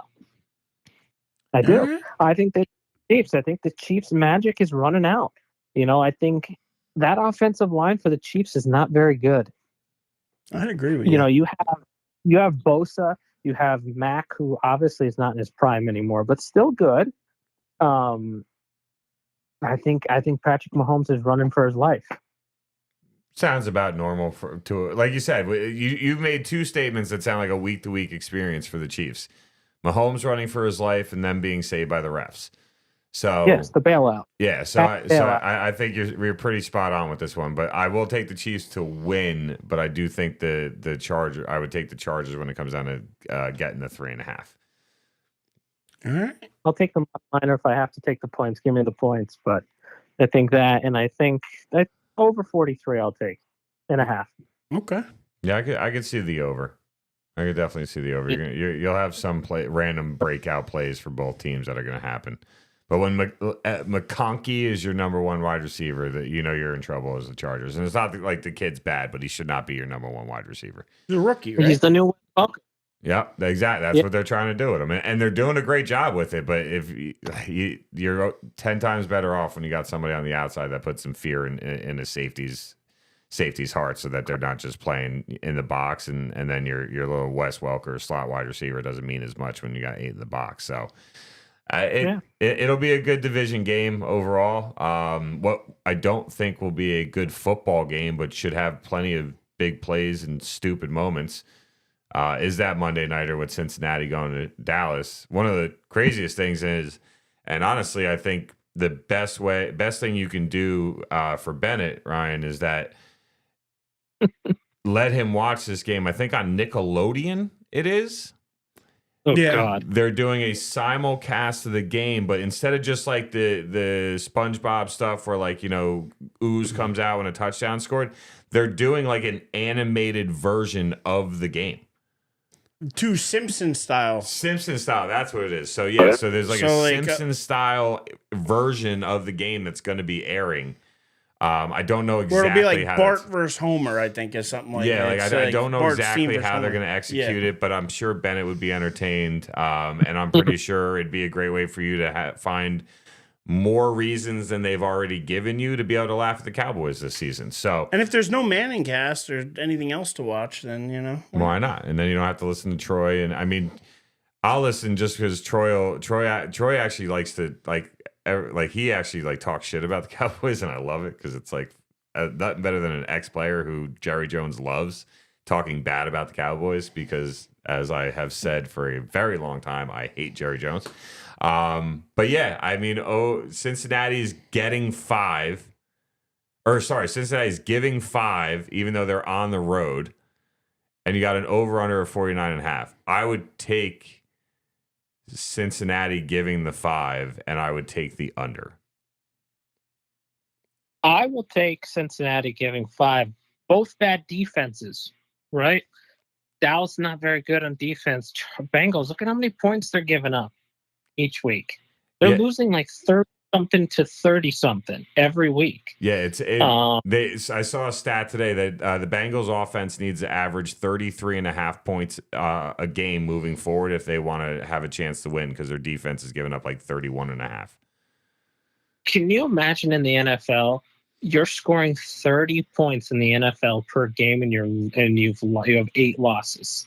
No. If I was a fan, I'd be fuming. But if I had any of their offensive players on fantasy, I'd be quite happy, which I do. Right. So I've enjoyed some of it. I mean, 49, I don't trust the Dallas offense. I'm going to go under the 49. Okay, so you're with me. So you're taking under, and you're taking Cincy giving the 5. Yeah. Yeah, I think that spread's going to change. I think that's going to be bet on a lot, both of those. See, I'm going the other way. Really? I'm going Dallas. Give me the 5 at home. I know they haven't played well at home, but to be honest, the Bengals season just went out the window with the last loss. So they're not fighting for playoffs anymore. They're not looking to make a run. If anything, I think they take their foot off the gas a little bit, and they've already done that on defense, as we've seen. So knowing they give up so many points, their defense never. Even I think got the Cowboys. I think the Cowboys can keep it close enough. So I'll take the 5, and I'll take the over because the one thing is both these teams can score. I don't think Dallas necessarily is a terrible offense. Like they're clearly not as good without Dak, but I think they're not terrible either at home. And the Bengals offense we know can score. So, like I said, I'm taking Dallas getting the 5, and I'm taking the over. I think that the Bengals win the game, but I just think it's closer than you guys do. Fair. I gotta say, Ryan, it's been great having you on, man. You've literally been with us since basically the start of this. So, Ryan, really appreciate you hopping on. And you may not be aware, but also filling in for our boy Joey, who one more time got to shout Joey out. Wish he was in studio with us. But by the way, Ryan, if you haven't already, make sure you like, subscribe, follow, share, Ryan, share it out, do all those things. I know you got a lot of friends out there that love talking sports, and we'll take anybody in. And then we got the interactive chat on the YouTube page where they can hop on YouTube and we can start having some debates, people going at each other. As long as people stay civil, right? Nobody's attacking each other. But again, that's why we talk sports, though. Yeah, no talking about mamas, none of that nonsense. Just you call somebody an idiot if you want to, but no foul language. Like have some fun arguments. So make sure to like, subscribe, share. We appreciate it. We were amped because we got to 30 yeah, 30 on our YouTube page. So We're trying to get to 100 on our Facebook page. Trying to because get then to we 50 on YouTube now. So that's the next goal is Yeah. trying to hit 50. So again, if you could like, subscribe, share, do any of those things for us, it would be awesome and it would help us out. Yeah, and 100 means we can live stream on Facebook too. So we're trying to hit 100 followers on there. Another thing there. But either way, man, really appreciate you hopping on. I know it's probably past Bennett's bedtime, but if it's not, please make sure you tell him I said hi and that he got heard on a podcast and on YouTube. People know him now, and that Dave's going to report you for child abuse by buying him an Eagles jersey, because that's just wrong. You shouldn't do that to the kid. But no, Ryan, really appreciate you hopping on. Anybody you want to shout out? Anything you want to say before we let you go, my man? No, guys, appreciate it, man. Anytime you want to, even if you need a celebrity for 5 minutes, just give me a call. Will do. I just got one more thing to say real quick. Fuck the Eagles. All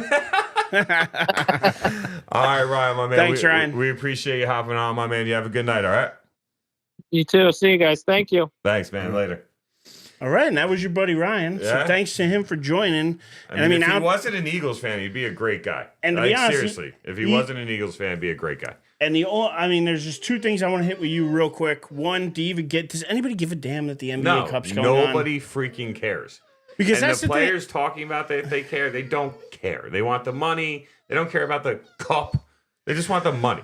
I find it interesting, though. The only thing I found interesting was apparently what they did with this as well is like how many points you beat a team by matters. That's like a tiebreaker. That's like the tiebreaker. So now tonight, in order for the Knicks to advance, even though they've won so many games, they have to beat Orlando, because otherwise, if they lose to Orlando, they lose that tiebreaker, because they've won all the games they've won close. So I think that's a bit, if it's a tiebreaker, it's a tiebreaker. Knicks are up 20 right now at the half. So look, I think some of these players do really care. Some of these teams really do care.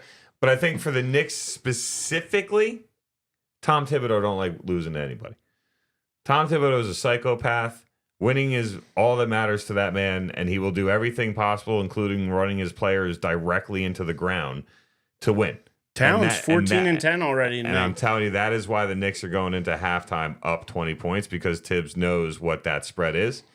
And these guys do pay attention to it, and good for them. But as a fan, I just have zero interest in it. I enjoy watching a basketball game. I actually think some of the courts look pretty freaking cool.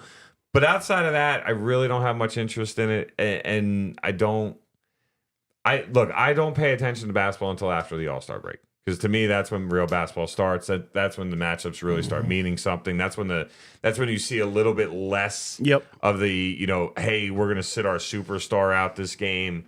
That's when you see that type of stuff. So the All-Star break to me is when the real NBA season starts, and kind of goes to what we talked about with the NFL, right? Like the NFL really doesn't matter, it matters, but until after week 3, week 4, you're really not seeing your best of it. So yeah, the NBA Cup, not really something that I've paid much attention to or you know really what else? To. Just though, really, if you think about it though, and I bet you it's subconsciously there for you in a way. You know why you wait or like after the All-Star break you pick up more on basketball? Why? Because that's right when football ends. And by the way, football's about to get their wish. And we've talked about this, joked about it for years and years, ever since we were on SportsZone, about how the day after the Super Bowl should be a holiday. Because everybody's out for the Super Bowl, and then you got to get up the next morning for work, and it's the most called out day of the year, this or that, and the other thing. They're inching closer and closer, and they're going to get there within the next couple of years, guaranteed. The Super Bowl is going to be on President's Weekend. And because it's already a national holiday, they have that Monday off. Yeah, I don't get President's Day off, so that means absolutely nothing to me. To most people, though, I get President's Day off. That is great for most people. I don't. But I'm just saying, absolutely nothing. But I know retail people don't, other people don't, but like they could, but it would fall actually on a holiday, and a lot of people would get that day off already.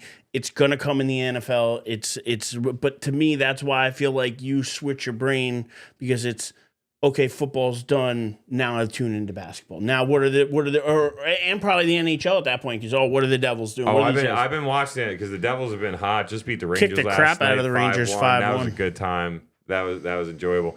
I pay a lot more attention to hockey earlier in the year, but it's still casual. It's because they fill those weekdays, and like a hockey game's over at 9:30, right? Like, so even like on It is one of the even on a benefits. Thursday night, like this Thursday, yes, I would watch the Packers Lions game over a Devils game, right? Like that I would do.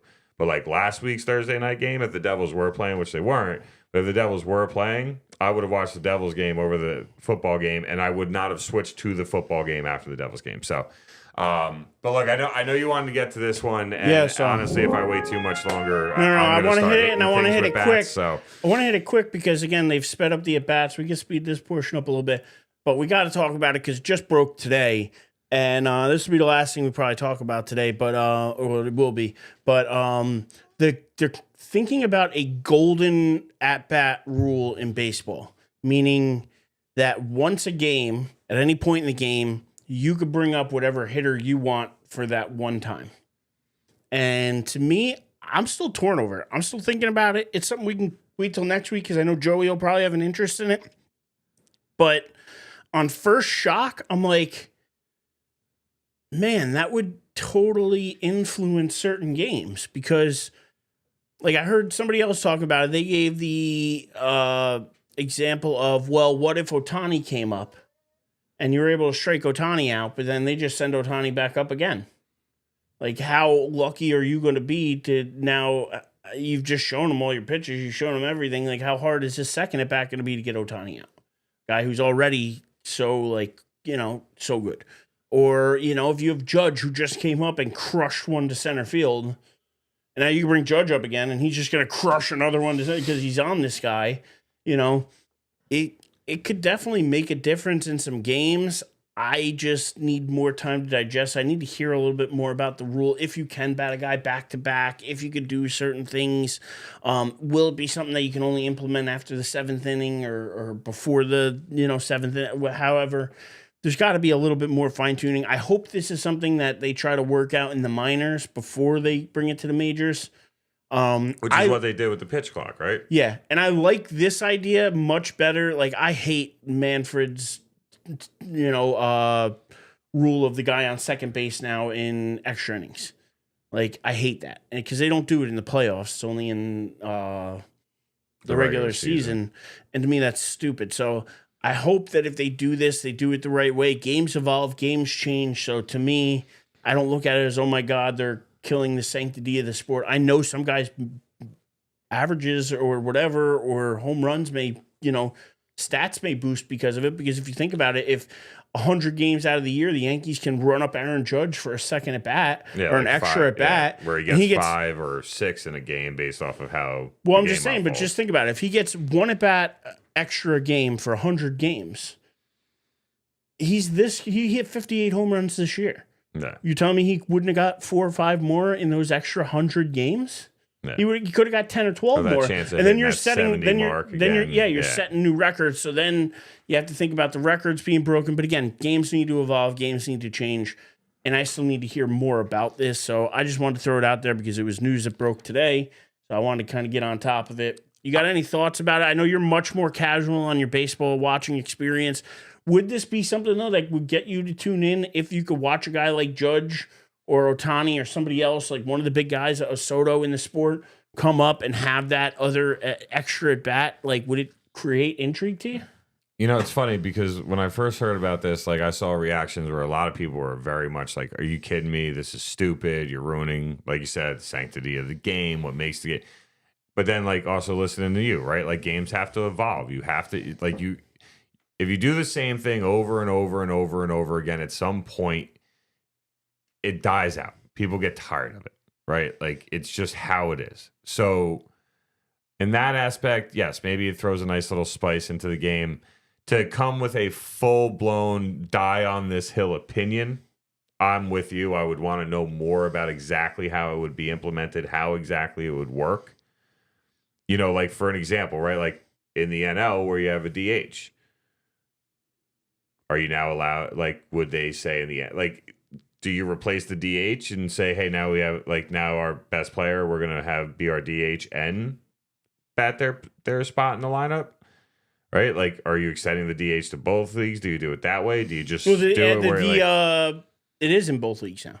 Oh, right. Sorry, my bad. But, like, or, like, is it like, hey, like, we've got our 1 through 9, right? But like if it's the bottom of the 9th inning with 2 outs and our 7th batter is up and we want to put our number 3 up, our 7th isn't running up there. We're bringing our number 3 up there for a chance to extend the game or maybe win the game. Yeah, whatever that's what it might it's. be, right? That's the point behind it. Yeah, so like knowing exactly how they would implement it would help me develop a die on this hill opinion. All I will simply say is that the initial thought of it, I'm not actually a fan of it.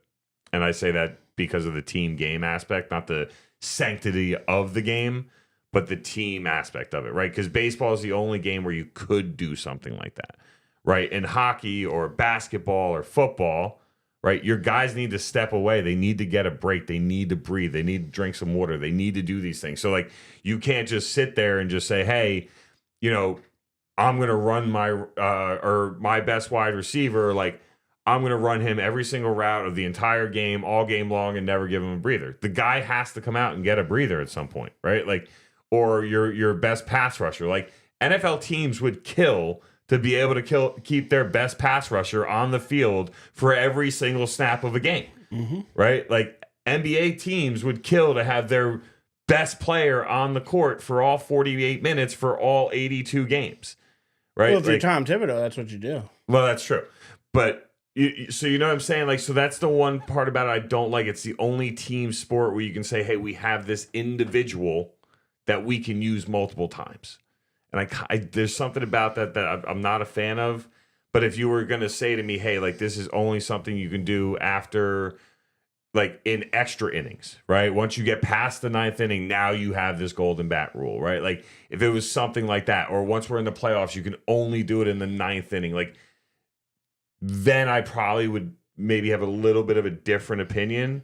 But overall, there's something about it that rubs me the wrong way when it comes down to say, hey, we've got this team sport that goes up against the other team sports in our country. Yet this is the only team sport where we can say, hey, we're going to go get our best player out there a second time and not have to wait for them to get their chance to get out there again. So that's the only thing I have that makes me not really a fan of it. But again, more information. I think that's what we need. We need some more information. We need to know how it's going to get implemented. When is it something you could do in the 1st inning or the 9th inning? Is it going to be something more in, like you said, crunch time? So we'll have to wait and see. And to be honest, bring us kind of full circle here. It's definitely something that, you know, when you talk about a team, one of our team members is missing today that I'm sure would have an opinion on this. Oh, I'm sure he would. Mr. Joey D. So I know he's going to have an opinion on this. So I say we wait, get a little bit more information, and I would love to revisit this maybe next week when we get together again. And then this way we can kind of get Joey's opinion on this, because I'd like to hear what he's thinking, what he's heard about it. And in another week or so, I'm sure we'll have a lot more information. But shout out to Joey, who you can follow on Instagram at Joey Doth. The Doth stands for Die on this hill 47. 47. Oh, I almost forgot the number. Damn. So Joey Doth 47 and on Instagram. Die on this. You can follow our buddy Louie, who was in and out of the studios you saw tonight. You can follow him on Instagram at Louie Aussie Dude. He's a pretty cool follow. Other than that, Dave, why don't you tell people where they can find you? And we'll get out of here. So you can follow me on that Instagram at dhastings23, and you can find me on Twitter, also known as X, on David Hastings23. But most importantly, like, follow, and share the show. That's what matters. Please, the most. We're trying to grow. That's trying to get to 50 subscribers on YouTube, trying to get over 100 followers on Facebook so we can start live streaming on Facebook as well. Please help us reach those goals. And you can follow me at The Living Legend on X, or you can follow us at Die on This Hill on YouTube and on Facebook. So please, you're at the right page when you see that cute little pup's face. And until next week, Dave, what do we like to say? Don't be afraid to have an opinion and die on this hill, baby. Now dance it out with us.